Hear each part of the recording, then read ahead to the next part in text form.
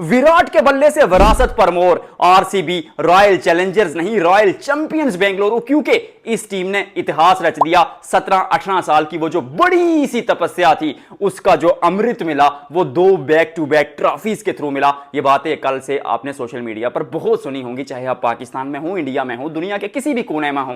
लेकिन मैं आपको आज ना इसका एक अलग एंगल दिखाऊंगा कि ये जो टीम थी, ये सिर्फ 1 या 2 खिलाड़ियों पर निर्भर नहीं कर रही थी। उस टीम ने जो 11 मैचेस जीते हैं पूरे टूर्नामेंट में, 8 मैन ऑफ द मैचेस थे और 8 के 8 different man of the matches थे।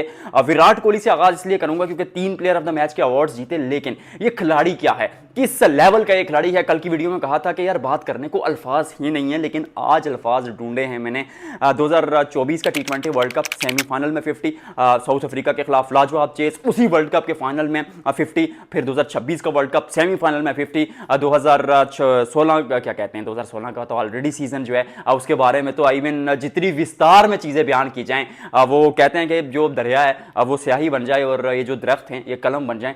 2016 के सीजन के बारे में आप लिखें तो शायद भी फिर चीजें कुछ मिस हो जाएं, क्योंकि एक एक चीज, वो स्ट्राइक रेट की डिबेट, वो चक्कू चौकों की डिबेट, वो आज से 1 दशक पहले विराट कवर कर चुका है। तो फिर उसके अलावा अगर देखा जाए T20 वर्ल्ड कप 2024 फाइनल में मैच विनिंग इनिंग, फिर चैंपियंस ट्रॉफी में ऑस्ट्रेलिया के खिलाफ सेमीफाइनल में मैच विनिंग इनिंग, पाकिस्तान के खिलाफ तो हमेशा डोमिनेट करते, चाहे 2015 का वर्ल्ड कप, 12 का एशिया कप देख लें, 14 का वर्ल्ड कप देख लें, 16 का वर्ल्ड कप देख लें T20 वाला, और रिसेंटली चैंपियंस ट्रॉफी में भी पाकिस्तान के खिलाफ 100 बनाया है। और जब पाकिस्तान की टीम भारत को 1 साल के लिए डोमिनेट करना शुरू हो गई थी 2023 में, वहां भी आकर विराट ने ही उसको वापस हटाया था, वो 100 बनाकर। 2023 के एशिया कप में लोग कहते हैं पाकिस्तान टीम गई और वापस नहीं आई। तो फिर बड़े मैचेस का बड़ा खिलाड़ी, क्योंकि पिछले साल भी आईपीएल में सबसे ज्यादा रन विराट कोहली ने बनाए थे और इस साल भी आरसीबी के लिए सबसे ज्यादा रन विराट कोहली ने बनाए। और जब रन चेज की बात आती है तो ऐसा लगता है कि इस खिलाड़ी के दिमाग में एआई चिप फिट है, बस वो पूरा सॉफ्टवेयर टुक टुक टुक टुक करके इसके दिमाग में आ जाता है। और ये तब की बात है, ये आज की कहानी नहीं है। 15 साल से इसी चीज को दोहरा रहे हैं विराट कोहली,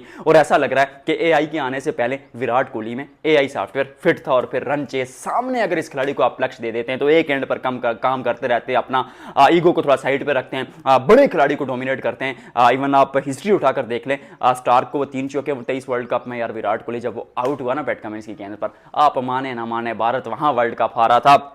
और अब यहां पर आकर कगिसो रबादा को डोमिनेट करना, फिर पावर प्ले में अटैक करना, फिर जब लक्ष्य थोड़ा सा करीब होता है, दूसरे एंड से विकेट गिरती है तो बंदा ईगो को करता है साइड पे, सीसा अप्लाई दीवार की तरह खड़ा हो जाता है, सिंगल डबल्स करता है, खराब गेंद का इंतजार करता है। और फिर बहुत पसंद है इस खिलाड़ी को वो स्टार अपने नाम के आगे नॉट आउट जाना, क्योंकि बीच में जब वो 11 रन दरकार थे तो एक वो कैच का जो थर्ड अंपायर की तरफ फैसला किया था, बड़े डिसअपॉइंट थे कि क्या कर दिया। और यही एक चीज तो 23 वर्ल्ड कप में अगर देखे तो न्यूजीलैंड के खिलाफ भी हुई थी, जहां मुकाबला जितवाने के दहलीज पर थे विराट कोहली, वहां आउट हो जाते हैं। हालांकि अभी भी वो मुकाबला उन्होंने नहीं जितवाया। हिस्ट्री से उठाकर देखा जाए तो बहुत मुकाबले मैच विनर। और एक चीज मैं हमेशा कहता हूं कि चाहे सचिन पाजी हो या फिर कोई और भी खिलाड़ी हो, एबी डिविलियर्स, बाबर आजम, 4-5 साल के आसपास पीक रहा, लेकिन इस खिलाड़ी ने 2010 में एशिया कप में उस 50 के बाद 2026 में एशिया कप के इस फाइनल तक 16 साल लगातार डोमिनेट किया। और 16 साल लगातार उसी तरह से खेलना, एक काम उसी सफाई के साथ 16 साल के लिए करना, आपको विराट कोहली बनाता है। That's why he is Virat Kohli.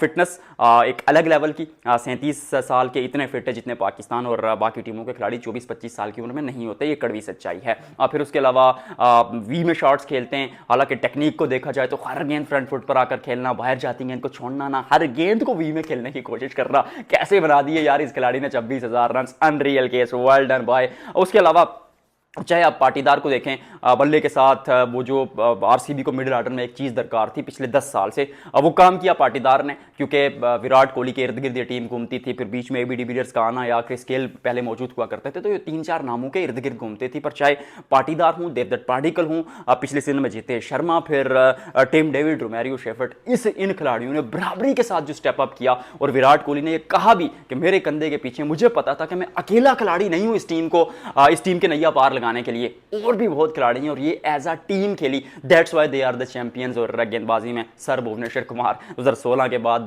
10 साल के एक दशक के बाद जो है वापस अपनी पीक में नजर आए। 28 विकेटें, पर ये 28 विकेटें शायद उस जिस इकोनॉमी रेट से 7.98 की वो एक्स्ट्रा ऑर्डिनरी था, क्योंकि इस पिच पर सारे गेंदबाज जो थे इस टूर्नामेंट में, इवन सारे गेंदबाज 10 या उसके ऊपर की गेंदबाज रन रेट के साथ गेंदबाजी कर रहे थे। इवन जसप्रीत बुमराह जैसे गेंदबाज की भी ठीक ठाक पिटाई हुई। तो फिर भुवनेश्वर कुमार वहां वहां पर शो करते हैं कि forward he is capable of. Krunal Pandya 5 ट्रॉफियां वो जीत चुके हैं। महेंद्र सिंह धोनी ने 6 जीती हैं, रोहित शर्मा ने 6 जीती हैं, अंबरती रायडू ने 6 जीती हैं, महेंद्र सिंह, कुणाल पांड्या, इन बाकी खिलाड़ियों ने 5-5 जीती हैं। वो भी इकोनॉमी आई मीन फाइनल में भी 6 से नीचे की इकोनॉमी, 1 विकेट। पिछले साल भी ऐसा ही काम किया था, इस साल भी 10 से ऊपर विकेट, 200 से ऊपर रन। एकमात्र खिलाड़ी आरसीबी के इतिहास में जो इस तरह की ऑलराउंड कारकर्दगी दिखा रहे हैं, फिर चाहे फुल साल्ट हो या फिर जॉश हेजलवुड हो या कोई भी खिलाड़ी हो।